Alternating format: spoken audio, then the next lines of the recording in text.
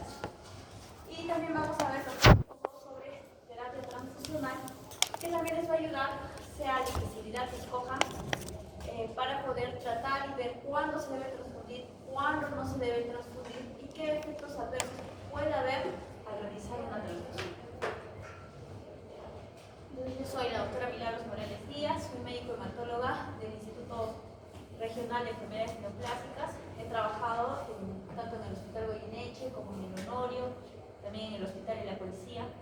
Entonces me conozco todos los hospitales de Caracas y de Arequipa, ¿no? Y terminé en el de Neoplásicas. Ahora vamos con el tema de fondo, que es anemias. ¿Qué es lo que vamos a ver en esta patología? Vamos a ver tanto cuál es la definición, la fisiopatología, que es lo más importante, y que creo que es el curso que debieron de ponerle más énfasis y enfoque y haberlo estudiado bien, porque a partir de la fisiopatología es que vamos a saber qué puede pasar y qué tratamiento voy a dar. En la clasificación de las anemias, el diagnóstico, cuáles van a ser los tipos principales, que vamos a ver entre 5 o 6 tipos de anemia, que son mucho más, que no cabería una clase para poder terminar de hablar de todos los tipos de anemia. Y vamos a resolver algunos casos clínicos para que nos queden claros los puntos sobre los cuales vamos a hablar. Entonces, en cuanto a la importancia clínica, vamos a ver que la anemia va a ser uno de los síndromes más frecuentes en medicina. Toda la patología, casi la mayoría de las enfermedades, ¿con qué debutan? Con anemia. ¿O qué voy a encontrar en un examen? Anemia. Vamos a ver que la prevalencia mundial está en el 25% de la población. ¿Cuáles van a ser las principales causas? Tenemos la ferropénica, la anemia por enfermedad crónica, por deficiencia de vitamina B12, B9 y también las hemólisis. Este es un dato muy importante en la INEI, de los resultados del ENDES del 2024. Se vio que hay un gran aumento de la prevalencia de anemia en niños, tanto en la sierra y en la selva. Vamos a ver que casi el 54 o 53.4% va a estar en la sierra y en la selva un 48.3%. En niños entre 6 meses y 35 meses de edad. Estos son los niños que ustedes van a ver y van a tratar cuando hagan su serum. Entonces, es muy importante que aprendan cómo van a tratar a estos pequeños, porque depende de muchos de ustedes que estos índices empiecen a disminuir. ¿Cuál es la definición de anemia? Y otro dato muy importante, aquí en Arequipa, 2 de cada 5 niños tienen anemia. Eso es un dato muy importante y vemos que la prevalencia de esta enfermedad es muy alta y la mayoría de ellas es ferropénica. ¿Cuál va a ser la definición de anemia? Es la disminución de la hemoglobina que va a producir la disminución del transporte de oxígeno a los tejidos. Es decir, que también va a haber una disminución de la masa eritrocitaria, que va a ser insuficiente para aportar el oxígeno necesario en las células sin que actúen mecanismos compensadores. Entonces, vamos a definir como anemia hemoglobina menos de 13 en varones, menos de 12 en mujeres y menos de 11 en embarazadas. ¿Por qué la hemoglobina será menor en embarazadas? ¿Saben? Uno es porque hay un aumento del requerimiento del feto y otro es porque hay un estado de hemodifusión. Entonces vamos a ver que van a haber factores que van a afectar la hemoglobina. Tenemos factores fisiológicos. Uno es la altitud. A más altitud, más hemoglobina. Otro es el embarazo. Vamos a decir que en el embarazo la hemoglobina es menor por un estado de hemodilución o del requerimiento del feto. Tenemos la edad. Va a ser muy diferente una hemoglobina de un niño menor de 6 meses que de un niño menor de 5 años. En un niño menor de 6 meses la hemoglobina, o se habla de anemia cuando la hemoglobina es menos de 9.5. Y en un niño de 5 años es cuando es menos de 11. En cuanto al sexo, ¿por qué será diferente la hemoglobina de un hombre y una mujer? ¿Por la menstruación? Uno es por la menstruación, otro es ¿Por las hormonas? por las hormonas. ¿Qué hormonas en específico? La La testosterona. testosterona. Entonces, por el aumento de la testosterona es mayor la hemoglobina en los varones. Y también tenemos factores patológicos que me van a afectar la hemoglobina. Uno de ellos es la insuficiencia renal. ¿Por qué hay anemia y insuficiencia renal? Porque hay disminución de la Eritropoyetina. en enfermedades crónicas por la inflamación y el hemorragia, que obviamente va a bajar la hemoglobina. ¿Cuál va a ser la fisiopatología? Primero tenemos que ver cuáles son las características del eritrocito. Vamos a ver que tiene una vida media de 120 días, su tamaño es de 6 a 8 micrómetros. Esto el tamaño lo vemos a través del volumen corpuscular medio. Principal función, transporte de oxígeno. ¿Se produce dónde? En la médula ósea bajo el estímulo de la eritropoyetina. La eritropoyesis es un proceso que va a ser regulado uno por eritropoyetina renal, otro por el hierro, la vitamina B12 y el ácido fólico. Cualquier afectación en estos va a dar como consecuencia anemia. ¿Cuál va a ser la clasificación fisiopatológica de la anemia? Tenemos dos tipos de anemia, la anemia regenerativa y la arregenerativa. Como su nombre lo dice, la anemia regenerativa es la que va a regenerar, va a producir glóbulos rojos cuando se ve afectado. Un ejemplo es la hemorragia. Un accidente, un sangrado, la médula ósea va a compensar y va a producir glóbulos rojos. Otro ejemplo es la anemia hemolítica, las hemólisis. También hay una destrucción externa, no intramedular. Y por lo tanto la médula va a regenerar nuevos glóbulos rojos. Las arregenerativas son las que no vuelven a producir glóbulos rojos. En ellas tenemos las deficiencias nutricionales, la anemia por enfermedad crónica y la falla medular o las aplasias medulares. Entonces, ¿cómo voy a diferenciar una de otra o qué examen voy a solicitar para ver si es una anemia regenerativa o arregenerativa? Es un examen que ustedes tienen que pedir siempre cuando tengan un paciente con anemia. Los reticulocitos. Los reticulocitos me van a dar si es una regenerativa o arregenerativa. Entonces, si los reticulocitos están aumentados es porque la médula ósea trata de compensar las pérdidas. Entonces será una anemia regenerativa. Si los reticulocitos están bajos es porque mi médula no tiene con qué o cómo formar glóbulos rojos. Por lo tanto será una arregenerativa.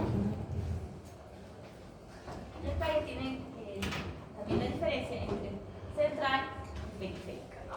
Periféricas son más las regenerativas porque eso se da por fuera de la médula ósea. Y central sería arregenerativa porque es por la disminución de la eritropoyesis. Clasificación según el tamaño. Como les expliqué, el tamaño se mide a través del volumen corpuscular medio. Tamaño normal entre 80 y 100 para fines prácticos. Menos de 80 es microcítica. Más de 100, macrocítica. Dentro de las microcíticas, la más frecuente va a ser la ferropenia. ¿Cuál sería su diagnóstico diferencial? Talasemia. Sideroblásticas, ya sea congénita o tóxica, y la atransferrinemia. Normocítica. Tenemos en el embarazo, en las enfermedades crónicas, que es la más frecuente, aplasias, las anemias hemolíticas y las pérdidas agudas. En las macrocíticas, la más frecuente son las déficit de folato y vitamina B12, las anemias megaloblastas, son grandes. También tenemos las hemolíticas crónicas de larga data, por consumo de vitamina B12 como regenerativa, se consumen más estas vitaminas y después empiezan a ser megaloblásticas. El síndrome mielodisplásico, el hipotiroidismo, las hepatopatías, la ansiedad y el alcoholismo. ¿Cuál va a ser la clínica? Esto ya lo deben conocer muy bien porque ya han hecho semiología, ¿no? En el síndrome anémico, ojo que a partir de ahora ustedes se olvidan de dar diagnósticos sindrómicos. ¿Ya? En su teórico práctico, ustedes me dicen síndrome anémico, doctora, están jaladas. Tienen que dar el diagnóstico preciso.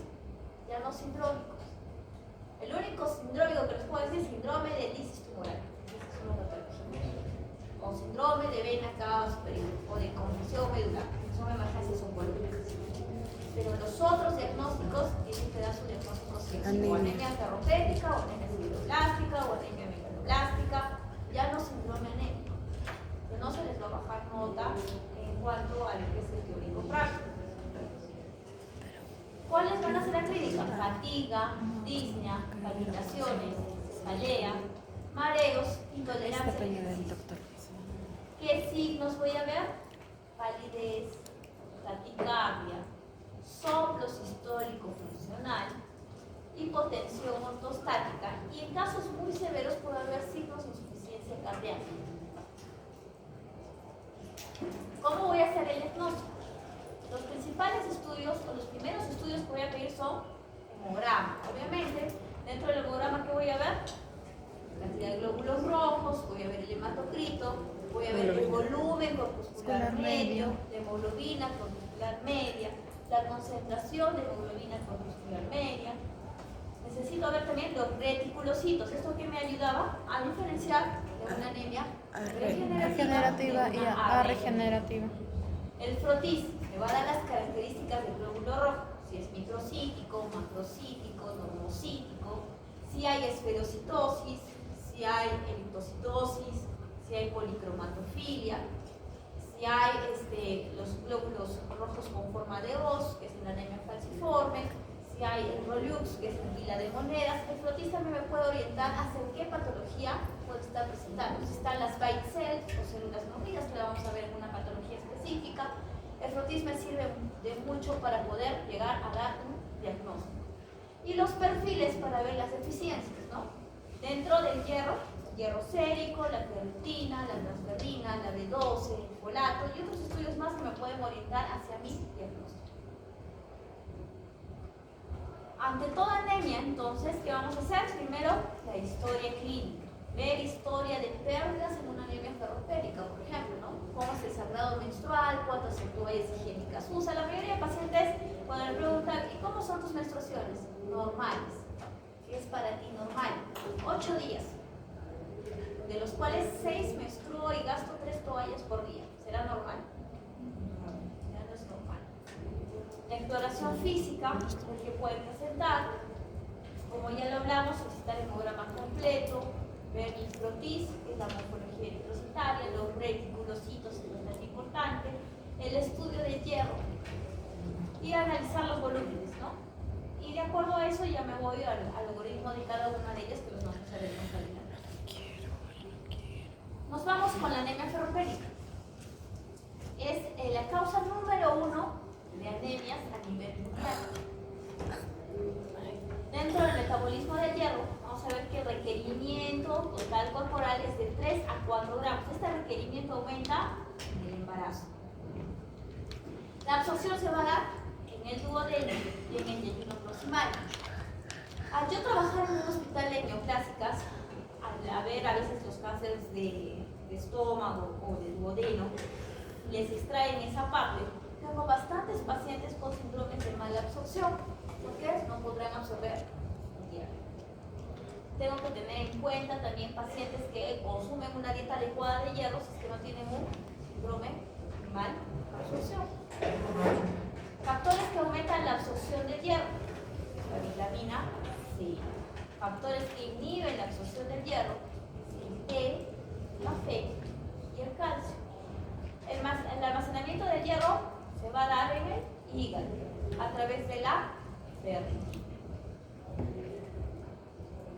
¿Quién me transporta el hierro? La transferrina. Entonces, conocer esto me va a ayudar mucho para cuando yo solicite mis exámenes.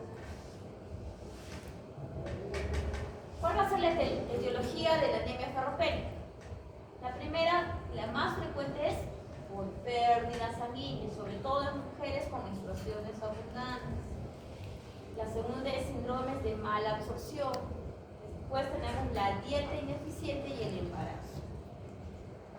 El diagnóstico lo vamos a hacer a través de los siguientes hallazgos. Va a estar la ferritina disminuida. ¿Por qué estará la ferritina disminuida?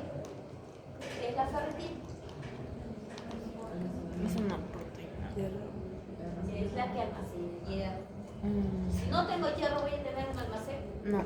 Entonces va a estar Baja. Si no tengo hierro, mi hierro obviamente va a estar bajo. La transferrina es la que me transporta el hierro. Y la transferrina que medimos es la transferrina libre, no la unida al hierro. Entonces, ¿cómo estará esta transferrina libre si no hay hierro? Abundante. Abundante o aumentante. Acá me falta otro ítem que es la saturación de transferrina.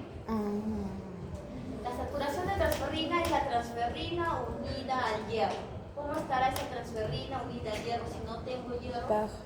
Baja. Y después tenemos la capacidad de fijación del hierro. Es otro ítem más. No los he notado acá todos porque la mayoría no viene en clases teóricas. Entonces, el examen tiene lo que más hablo, que lo que está anotado y la bibliografía que les he puesto al final. La capacidad de fijación del hierro es la capacidad que tiene la transferrina de captar hierro. Si no hay hierro, esa capacidad, ¿cómo estará? Aumentada. Puede captar mucho hierro, pero no hay. Vamos con el caso clínico. Y otra cosa más, en cuanto al tratamiento, no lo he puesto. El tratamiento de la anemia ferropénica, ¿con qué será? Hierro. Con Hierro. Tenemos dos tipos de tratamiento: el tratamiento oral y el tratamiento endovenoso. Endovenoso. El tratamiento oral, más que todo ustedes lo van a usar cuando estén en sus centros de salud y atiendan a los niños con anemia.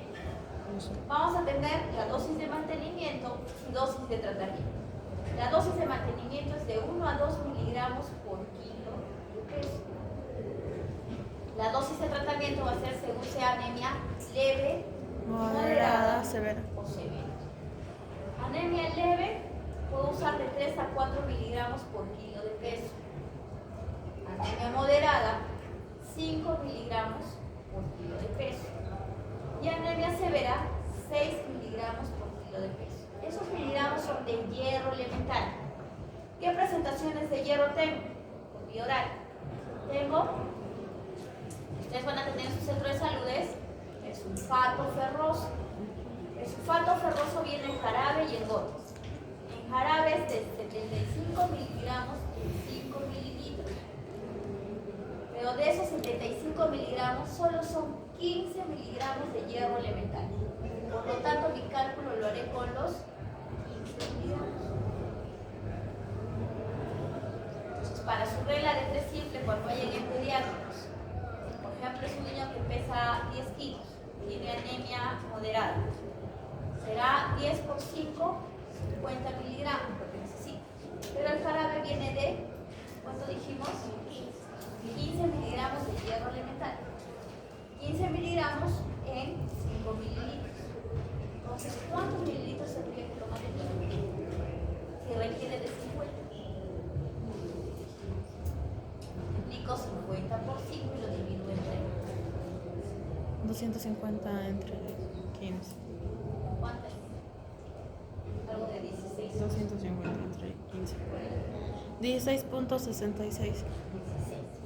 Entonces, le voy a decir a la mamá, le va a dar 16.66 miligramos de hierro. No, me voy a un aproximado. ¿Cuánto viene una cucharita? De 5 mililitros. Entonces le diré, le das 3 cucharitas de hierro al Día. Esa es la presentación del sulfato ferroso. En gotitas viene de 125 miligramos por mililitro. La equivalencia es 25 miligramos por mililitro. ¿Ya? Este es el hierro elemental. Tienes también el brócoli maltosado, que viene en jarabe de 50 miligramos en 5 mililitros y en gotas de 50 miligramos en 20 mililitros. Ahora, cuando sea por mililitro, no le van a decir con la mamá, tienen que darle 0.022 mililitros. La mamá no va a entender. Entonces, tengo que hacer mi conversión de mililitros a gotas. ¿Cuántas gotas tiene un mililitro? Sí, lo deben saber acá. 10. No. Un mililitro equivale a 20 gotas. 20. Ya, un mililitro equivale a 20. Entonces, su cálculo lo hacen en gotas, no en mililitros. hierro endovenoso. El tratamiento del hierro endovenoso, para saber cuánto de hierro le voy a dar, lo hacemos con la fórmula de Ganzoni. ¿Cuál es esta fórmula? Peso por hemoglobina deseada menos la hemoglobina del paciente, por 2.4 más 500. Con eso me sale la cantidad de hierro que necesita mi paciente. Tenemos acá en el Perú dos tipos de hierro. El hierro sacarato, que es de 100 miligramos, y el carboximaltosa de hierro, que es de 500 miligramos. Pues con eso ya sacan cuánto requiere. Máximo del sacarato podemos colocar 600 miligramos por semana, y del carboximaltosa de hierro 1000 miligramos por semana. La diferencia de ambas es el precio. Una cuesta 5 soles, la otra cuesta 600. Sí. Y también la efectividad. Entonces, ya viendo todo eso de lo que es la anemia ferropénica, nos vamos con el caso clínico, ¿no? Una mujer de 40 años que se les va a presentar, que va a morir por fatiga progresiva, disnea de esfuerzo, cefalea y deseo compulsivo de comer hielo, fagofagia. Este TikTok. Antecedente de menstruaciones abundantes desde hace un año y bajo consumo de carne. Al examen físico presenta palidez cutánea, taquicardia, uñas frágiles, coiloniquia, hemoglobina de 8.9, volumen corpuscular de 70, ya me dicen que es una anemia microcítica, hemoglobina corpuscular media baja, ferritina en 7. Acá ya veo que hay una deficiencia de hierro, porque la ferritina normal es de 15 hasta 150. Hierro sérico bajo, transferrina elevada y la saturación de transferrina baja. ¿Cuál sería el diagnóstico más probable? Anemia ferropénica. Anemia ferropénica. ¿Cuál sería la causa más probable en esta paciente? Sangra la menstruación. Las menstruaciones. ¿Y qué estudios adicionales le solicitaría a la paciente? El que dijo. ¿Cómo se llamaba? De menstruaciones abundantes. ¿Qué estudios le pediría? Evaluación por ginecología, para ver por qué está menstruando bastante. Endocrinología. Y es más, tiene 40 años, puede Hiper. tener un enema de endometrio, por el endometrio rosado. Entonces es muy necesario que le evalúe el ginecólogo. Hablando de hematología, ¿qué trastornos hematológicos podría tener?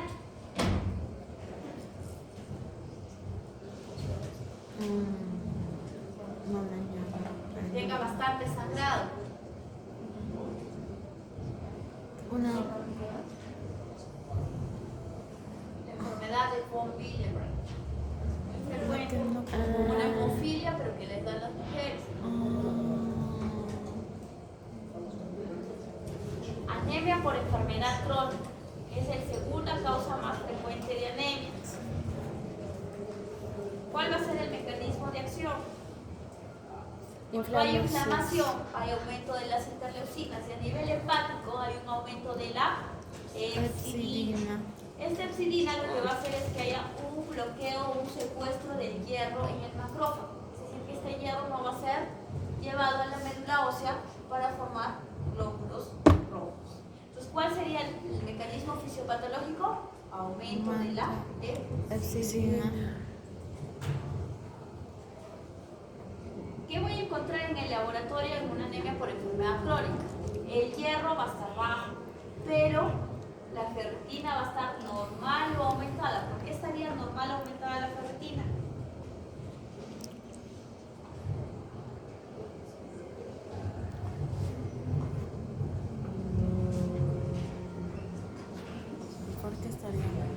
¿Por qué estaría normal o aumentada? La ferritina no es solo la que me va a reservar el hierro.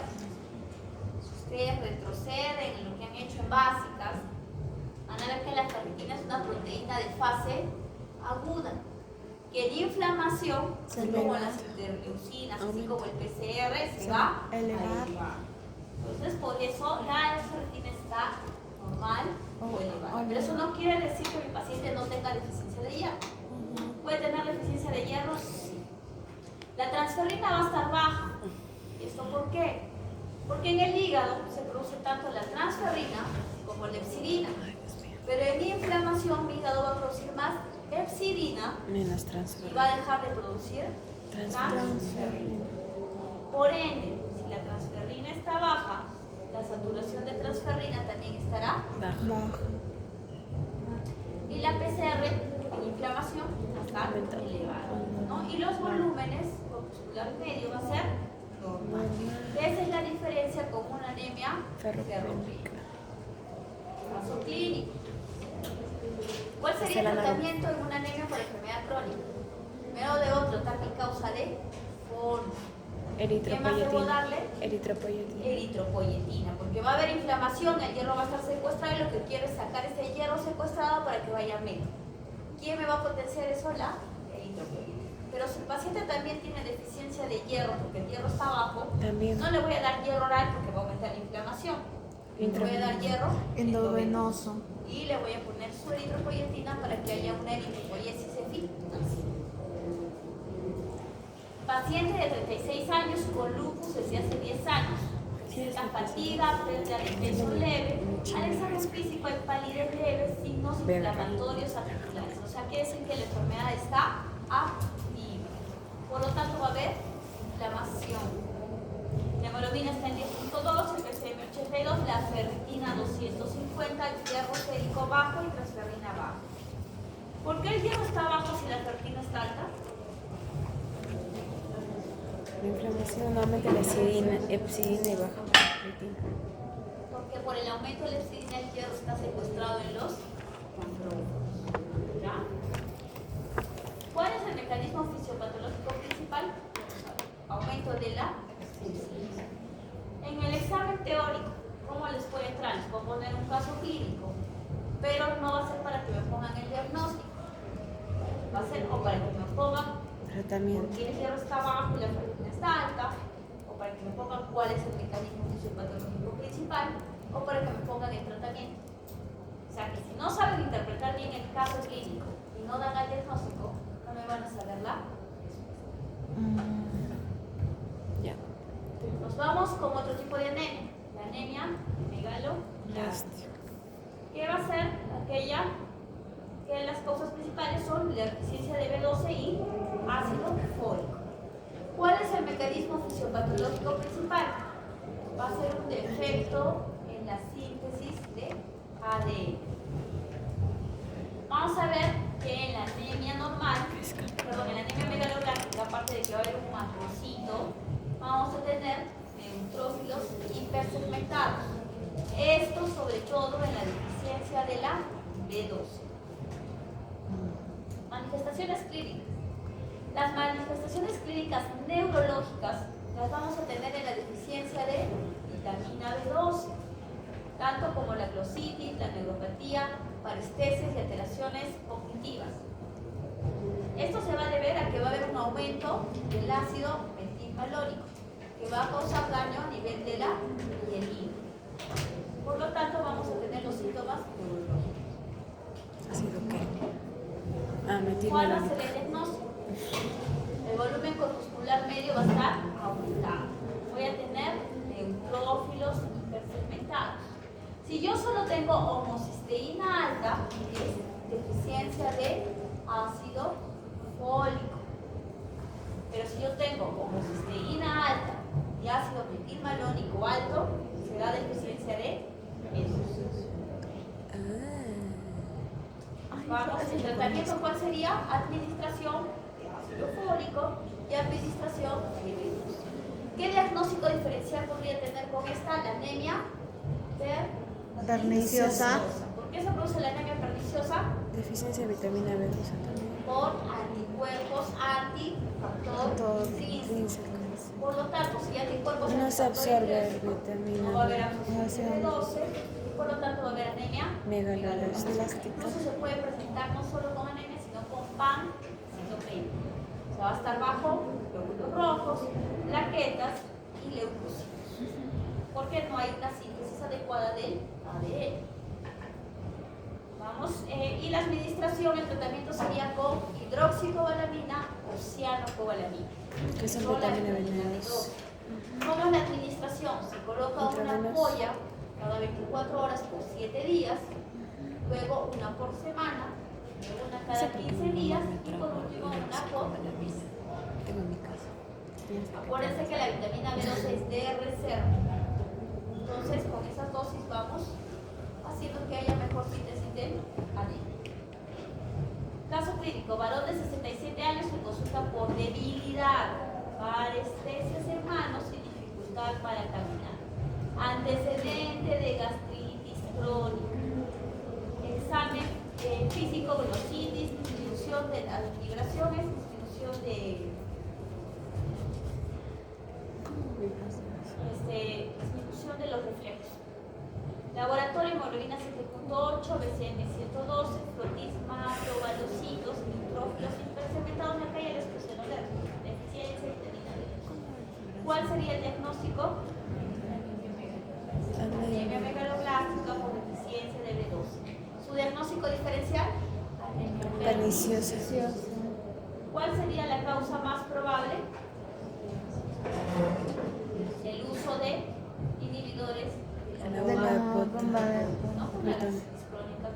Bomba de pecho. Nos vamos al otro tipo de anemias, más extenso, que son las anemias hemolíticas. Vamos a ver que la definición es cuando hay una destrucción prematura del glóbulo rojo, es decir, cuando este glóbulo rojo vive menos de 120 días. La clasificación tenemos las anemias congénitas o intrínsecas y las adquiridas o extrínsecas. La intrínseca es por defectos en membrana. Ahí tenemos los esferocitos y el linfocitos. Para eso me sirve el procarditis. Hemoglobinopatías, como la drepanocitosis o la anemia falciforme, sickle también la conocen, la talasemia, y las enzimopatías como la deficiencia de glucosa, de fosfato, de deshidrogenasa o la fosfato. Sí, los Y blancos. las adquiridas tenemos las microangiopáticas y las autos. Sí. ¿Cómo voy a hacer mi diagnóstico? En toda anemia hemolítica voy a tener la DHL alta, bilirrubina indirecta alta por la destrucción, esto por la destrucción de los glóbulos rojos. Haptoglobina baja, porque la haptoglobina es la que me transporta la globina. Entonces, al destruir glóbulos rojos voy a tener parto de eso libre, se va a unir a la haptoglobina que va a estar disminuida o a veces indetectable.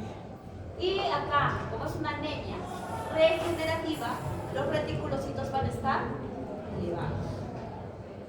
¿Quién me va a diferenciar entre una congénita y una autoinmune? El CUMS directo positivo será para una anemia hemolítica autoinmune. Sea el caso que les pongan, así tenga media cara y diga CUMS directo positivo, es una anemia hemolítica. ¿Y cuál será el tratamiento? Ya lo vamos a ver más adelante.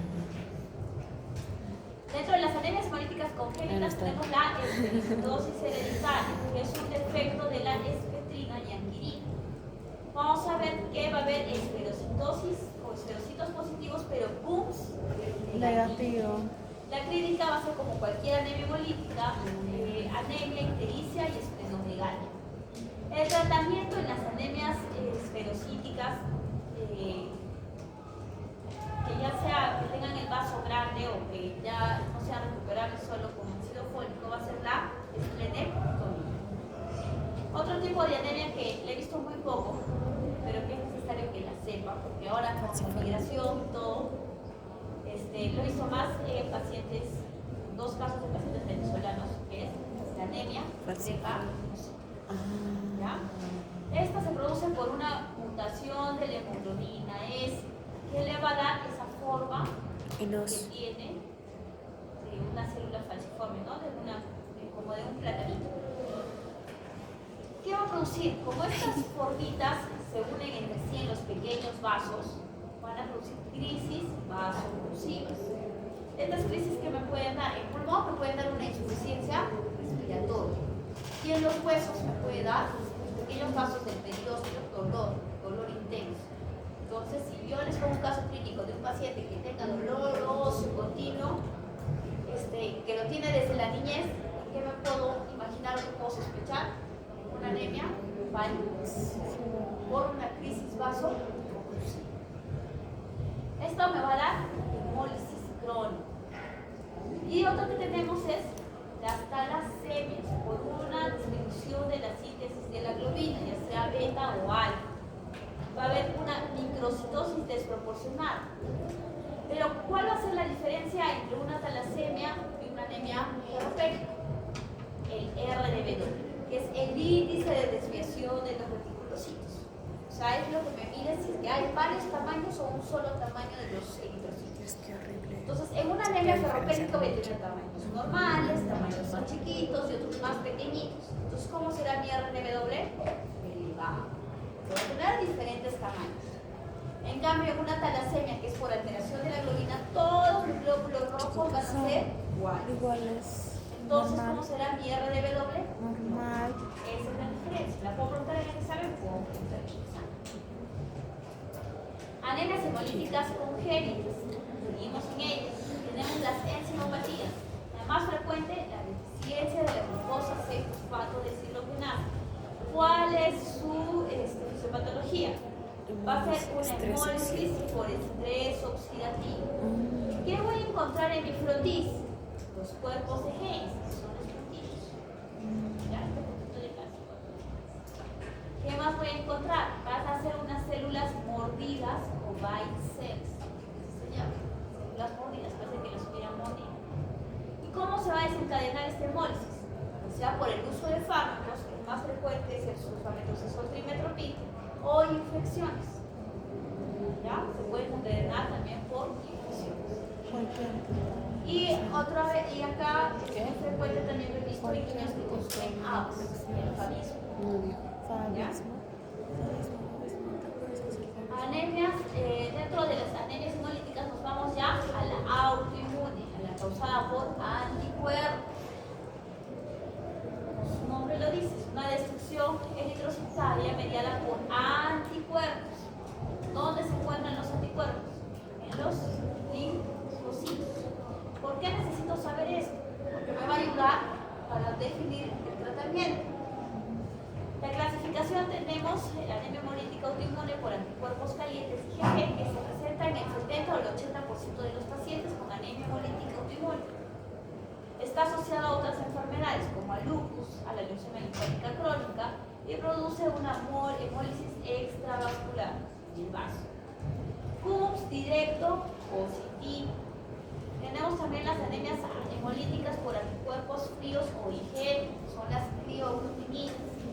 Hay activación del complemento, hemólisis intravascular y está asociado muy frecuentemente a infecciones como micoplasma y Epstein-Barr.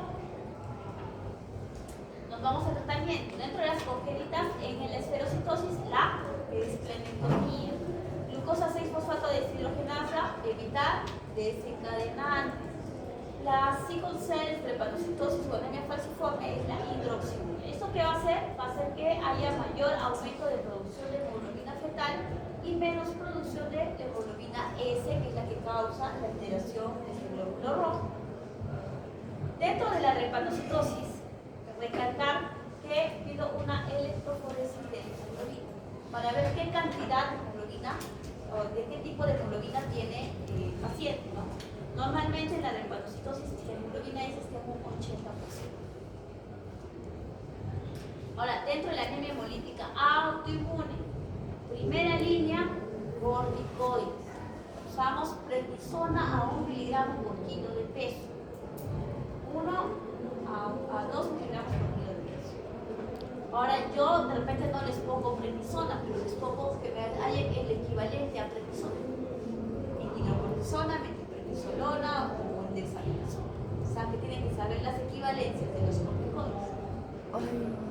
¿Ya? Es muy fácil aprenderse, ¿no? Hidrocortisona 20, prednisona 5, metilprednisolona 4 y dexa 0.75. Con eso hayan sus equivalencias. Y eso también les van a preguntar en lo que están haciendo, que es supongo que ya ahí también a trabajar las equivalencias de los corticoides. Sí, pero ¿cómo se multiplica? Segunda Así línea, dijo él. no funcionó, son refractarios a los corticoides. Dijimos que los anticuerpos son producidos por los glóbulos blancos, los leucocitos. ¿Qué marcador tienen los leucocitos? CD20. Entonces, ¿qué medicamento iría Anti-CD20. Un anti-CD20. Tu cuerpo natural Rituximab. ¿cómo es? Rituximab. ¿Refractarios a rituximab? Si pienso en Esprenet. La medicina la tienen que aprender razonando y relacionando, si no se van a olvidar. Si la aprenden de memoria, mañana o más tarde no se van a acordar nada de lo que hemos visto acá. Nos vamos con un caso clínico. Mujer de 41 años se consulta por ictericia, orina oscura y fatiga. Al examen físico, escleras ictéricas, esplenomegalia leve.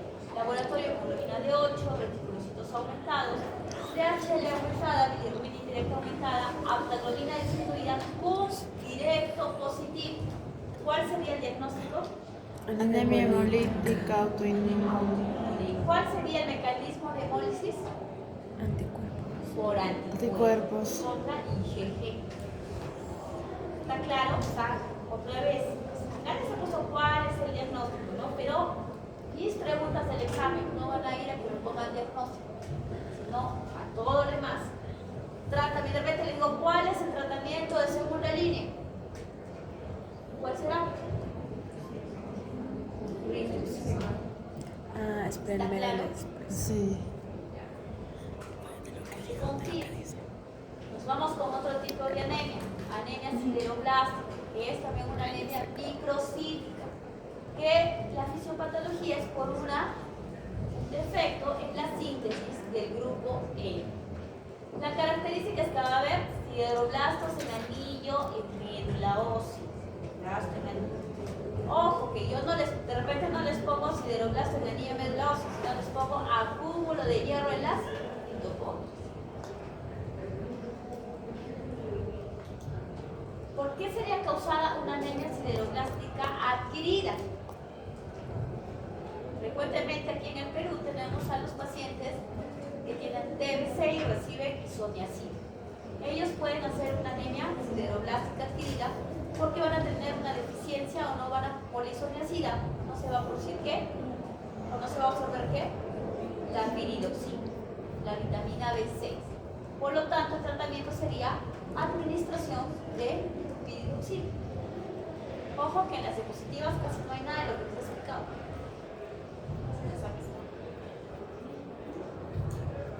En cuanto a las conclusiones, entonces vamos a ver que la anemia es un síndrome clínico, la clasificación por el volumen corpuscular medio está orientado al diagnóstico. La anemia ferropénica es la más frecuente y el diagnóstico correcto va a permitir que yo tenga un tratamiento. Transfusión. En cuanto a las transfusiones, solo me transfunden cuando la hemoglobina sea menor de 7. Si yo en el caso clínico les pongo una anemia hemolítica, hemoglobina 5, y abajo les pongo los tratamientos, será transfusión más por Coides. siempre con la transfusión cuando sea menos de 7. Pero si es más de 7 no hay Ya no hay transfusión. cirugía, están acostumbrados a transfundir, pero en medicina somos más restrictivos. ¿Ya? Nos vamos justo con el tema que es soporte transfusional. Este tema ya es más cortito. El soporte transfusional consiste en la administración de componentes sanguíneos para restaurar el transporte de oxígeno en el caso del paquete globular, para corregir coagulopatías en caso del plasma fresco y frío precipitados, para prevenir o tratar hemorragias, también con el plasma, con las plaquetas, con los frío precipitados. ¿Cuáles son los principales hemocomponentes? El concentrado de eritrocitos de paquete globular, plaquetas que va a venir en pool de plaquetas y en aféresis, plasma fresco congelado y frío precipitados. Tenemos el concepto moderno de transfusión del paciente, ya el patient glutamate. Actualmente se promueve este concepto para minimizar las transfusiones innecesarias. Esto hay que recalcarles a los que quieran ser cirujanos. Sí transfunden, por gusto. Debemos optimizar la eritropoiesis, es decir, buscar la causa que esté generando que no haya eritropoiesis o formación de glóbulos rojos. Reducir el sangrado. Esto esto sí en caso de plasma y los críos. Este enfoque ha demostrado que hay menos mortalidad y menos complicaciones en el paciente. Transfusión de glóbulos rojos, principalmente en anemia sintomática. Si yo tengo un paciente que me viene con 5 y está en lo más tranquilo, no lo voy a transfundir. Pero si veo un paciente que tiene 7 y está con taquicardia, con tensión, diaforético, sí o sí lo voy a transfundir. Tengo que ver siempre que sea sintomático, porque el D5 de repente tiene anemia ferropénica, le pongo su hierro y a las 2 semanas me va a subir. Hemorragia aguda, obviamente ahí sí lo voy a transfundir, porque el paciente puede bajar su hemoglobina 2 o 3 puntos y sí le puede afectar. Y en un shock hemorrágico. Una unidad de concentrado de glóbulos rojos equivale a 1 gramo de hemoglobina. Eso también depende mucho del peso y la contextura del paciente. Si es un paciente obeso no me va a subir 1 gramo, me va a subir menos. Si es un paciente delgado me va a subir más. Ojo que también depende del tiempo que tenga el paquete de glóbulos rojos, porque a veces te pueden dar uno que ya te queda muchos meses guardado y uno que recién haya donado. Estrategia restrictiva recomendada es transfundir cuando la hemoglobina sea menos de 7 en pacientes hospitalizados estables. En situaciones especiales, antes de cirugía cardíaca se pedía que no tengan menos de 10. Ahora es más restrictivo, se dice que solo se transfunde si es menos de 7.5 y en cardiopatías menos de 8.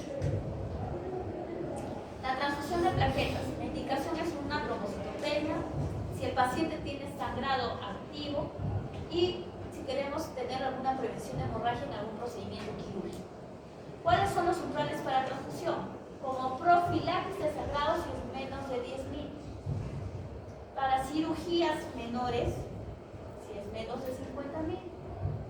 Y para neurocirugía debemos transfundir si es menos de 100.000. La dosis en adultos es de 1 unidad de plaquetas o de aféresis o un pool de 4 a 6 unidades de plaquetas. ¿Cuál va a ser el efecto esperado? Que aumente de 30.000 a 60.000 plaquetas. ¿Cuál es la diferencia entre una aféresis y un pool? La aféresis es de un solo donante. Es de un solo donante que le va a pasar toda esa cantidad de plaquetas. ¿Qué pasa? Lo ponen a una máquina, le sacan todas las plaquetas y le regresan el resto de su sangre.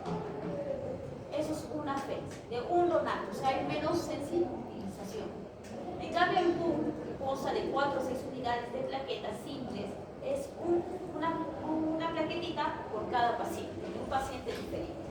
Entonces, en un paciente que requiera más adelante probablemente de un trasplante, ¿esa sensibilización le podría afectar para hacer rechazo? Por eso en los pacientes candidatos en trasplantes se sugiere y se recomienda dar aféresis de plaquetas, incluso irradiadas y leucorreducidas. El plasma fresco congelado va a tener los factores de coagulación, que ya los conocen muy bien. La indicación va a ser en una coagulopatía con sangrado, en un CID o coagulación intravascular diseminada. Bueno, quiero revertir un anticoagulante. ¿Qué anticoagulante frecuentemente se revierte con el plasma? En el plasma están los factores de coagulación dependientes de vitamina K. Ay, eso no sé si lleva el doctor. Agua. Exactamente. Y en transfusiones masivas. ¿Cuál es la dosis recomendada? De 10 a 15 mililitros por kilo. En un adulto, por ejemplo, se puede transfundir de 3 a 4 unidades, porque cada bolsita viene de 150 a 200 mililitros de plasma. Ahora, el plasma sí tiene que ser del mismo grupo y del mismo factor, porque ahí sí voy a tener los leucocitos que me pueden hacer rechazo. En las plaquetas puede ser o cualquier grupo, se puede transfundir cualquier grupo, no hay problemas. Pero en el plasma y en el paquete globular, es preferencia que sea del mismo grupo. Ahora tenemos los donantes universales. ¿Cuál es el donante universal? El O negativo. O negativo. ¿Y cuál sería el receptor universal? El O positivo. AB. Ah. AB positivo. ¿Ya? Ese es el receptor universal. Ay, claro. Los crioprecipitados contienen principalmente fibrinógeno, factor 8, factor 13 y factor de Bob. Pilegram. O sea, me va a ayudar más en las EMU. Y también en el CID, porque en el CID la población intravascular diseminada el fibrinógeno va a caer. En algunas neoplasias, como las leucemias, también tenemos el fibrinógeno bajo. ¿Qué me va a ayudar ahí? La transfusión de crioprecipitados. La dosis es 1 unidad por cada 10 kilos. O sea, en un adulto de 70 kilos, máximo, más o menos necesitaré 7 unidades. Y me va a aumentar el fibrinógeno de 50 a 70 miligramos por decilitro. En los protocolos de transfusiones masivas actuales, la recomendación, o sea, si voy a transfundir más de 3 paquetes, es transfundir 1.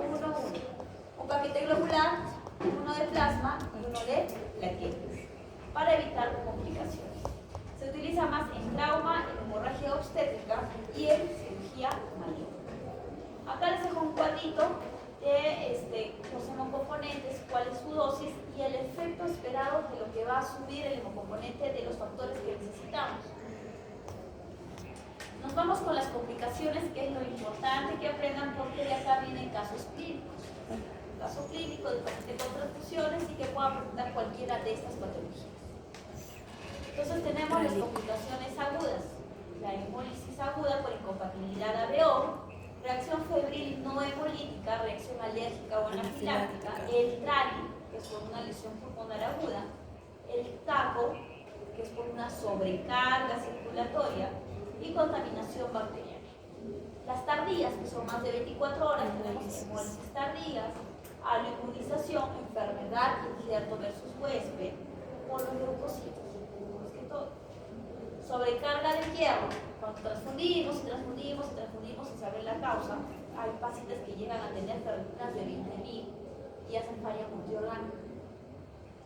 Infecciones transmisibles. Acuérdense que dentro de las infecciones es porque sí se hace un tamizaje del paquete, pero hay varias infecciones con periodos de ventana, como el VIH. Puede ser que hayas donado y estés en tu periodo de ventana. Reacción hemolítica aguda. La causa es más que todo incompatibilidad ABO. La clínica puede presentar fiebre, dolor lumbar, hemoglobinuria y shock. ¿Cuál va a ser el manejo? Suspender la transfusión, dar soporte intensivo. También podría dar corticoides. El TRAL es menor, se presenta en las menos de 6 horas post transfusión. Es un edema pulmonar no cardiogénico. Que voy a presentar hipoxemia severa. Y el manejo, más que todo, es darle soporte ventilatorio, ¿ya? O sea, oxígeno. El TAC, que es la sobrecarga circulatoria, que va a presentar el paciente casi una clínica muy similar a la de insuficiencia cardíaca. Sí. Va a presentar disnea, hipertensión, ingurgitación yugular. El péptido natriurético va a estar aumentado. Y el manejo va a ser darle diuréticos y disminuir la velocidad. No sé cuántas veces ya lo he visto. En la reacción anafiláctica, más que todo, se produce por un déficit de IgA, hay urticaria, shock, y el manejo sería como cualquier reacción anafiláctica con adrenalina. Tenemos las complicaciones tardías, como la hemólisis tardía, que es por los aloanticuerpos. Dentro de los anticuerpos no solo tenemos el RH, muchos más. A veces tenemos que armar hasta 40 paneles para saber por qué el paciente está haciendo rechazo al paquete globular. Entre ellos tenemos el RH, el G, las C mayúsculas, el minúscula y otros muchos más. Como digo, hacemos paneles gigantes cuando vemos que hay incompatibilidad. Y la hemoglobina puede disminuir en días o semanas. La aloinmunización es frecuente en pacientes politransfundidos. La enfermedad de injerto versus huésped es grave, es mortal, es porque los linfocitos del donante atacan al receptor. La prevención la realizamos a través de paquetes irradiados. La sobrecarga de hierro va a ser aumento de la ferritina, hay daño orgánico tanto a nivel cardíaco como hepático, y el tratamiento sería con quelantes como el desgracilox. En cuanto a la prevención, para evitar estas complicaciones, debemos hacer una buena compatibilidad ABO-RH estricta, leucorreducción universal. Incluso ahora los equipos de transfusión tienen también su mallita para que sea la transfusión leucorreducida. Son equipos de transfusión por leucorreducción. Irradiación en pacientes de riesgo. ¿Qué pacientes serían los de riesgo? Aquellos que vayan a ir a transplantes. Tienen que ponerle paquetes irradiados. Transfusión restrictiva, evitar mal uso de las transfusiones. Sobre todo se debe transfundir cuando la hemoglobina sea menor de 7 y 8 en algunos casos. Y el monitoreo estrecho durante la transfusión, no dejar a mi paciente con la transfusión ahí, sino estar observando y vigilando porque las complicaciones se pueden presentar inmediatas o en las 24 horas. Acá tienen la bibliografía donde voy a sacar las preguntas del examen, para que lo lea un poquito más a fondo. Eso sería todo. ¿Alguna pregunta?